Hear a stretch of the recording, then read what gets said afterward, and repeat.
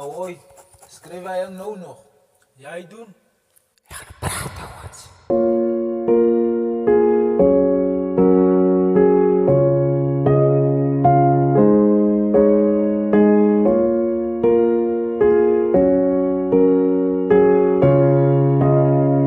Finance Beats.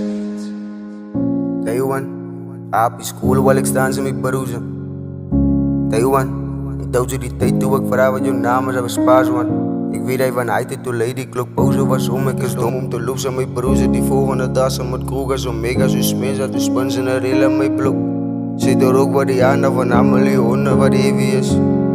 Net met zijn doek ik kon zien waar hij was. Ze laat vallen als ik doelbewust. Waar is die kunst en intentie? Sida. Toen moet ik gelijk en noem voor mijn teddy. Ik en jij moet mekaar waarderen.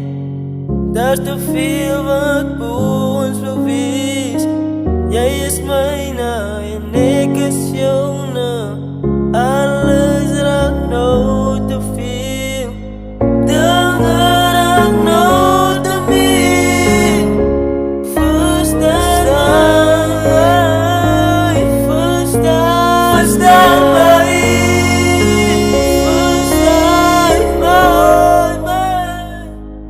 Taiwan, onthoudt ze die dag toe ik staar in je ogen.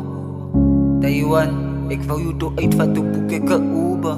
Bij die restaurant het ons aangekomen. Ik vat toe een hand, ons gaan sit bij die tafel. Ons albei kyk naar die menu. Ons bestel toe, grasie pasta met een lekker slide. Ons wordt toe bedien. En dat was sy stiekem gewees. Ik bestel toe die nagerecht, net om haar reactie te zien. Een zoete finale koek met een rauwe mais en een melkter.